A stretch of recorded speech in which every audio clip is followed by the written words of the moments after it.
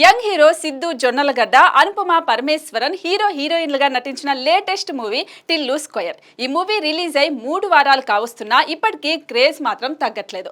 Box office దగ్గర భారీ collections అందుకుంటూ దూసుకుపోతున్నాడు టిల్లుగాడు. ఈ సినిమాతో 100 కోట్ల క్లబ్ లో చేరిపోయాడు సిద్ధు.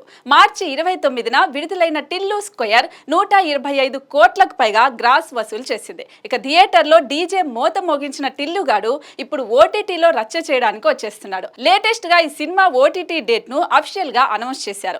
ముందు నుంచి ప్రచారం జరిగినట్టుగా రిలీజ్ అయిన నెల రోజుల్లోపే టిల్లు స్క్వేర్ ఓటీటీలోకి రానుంది. ఈ సినిమా డిజిటల్ రైట్స్ ను నెట్ఫ్లిక్స్ దక్కించుకుంది. ఫ్యాన్సీ రేట్ కు ఓటీటీ రైట్స్ అమ్ముడుపోయినట్లుగా తెలుస్తోంది. దీంతో ఏప్రిల్ 26 నుంచి టిల్లు స్క్వేర్ నెట్ఫ్లిక్స్ లో స్ట్రీమింగ్ అవుతుందని అధికారికంగా ప్రకటించారు. థియేటర్లో ఈ సినిమాను మిస్ అయిన వారు ఓటీటీలో చూడటానికి వెయిట్ చేస్తున్నారు. ఇకపోతే ఈ సినిమాలో సిద్ధు డైలాగ్స్, కామెడీ టైమింగ్ అదిరిపోయింది. అనుపమ పరమేశ్వరన్ గ్లామర్ ఈ సినిమాకు మరింత ప్లస్ అయిందనే చెప్పాలి. ఇందులో కాస్త బోల్డ్ గా కనిపించి రొమాంటిక్ సీన్స్ లో మెప్పించింది అను.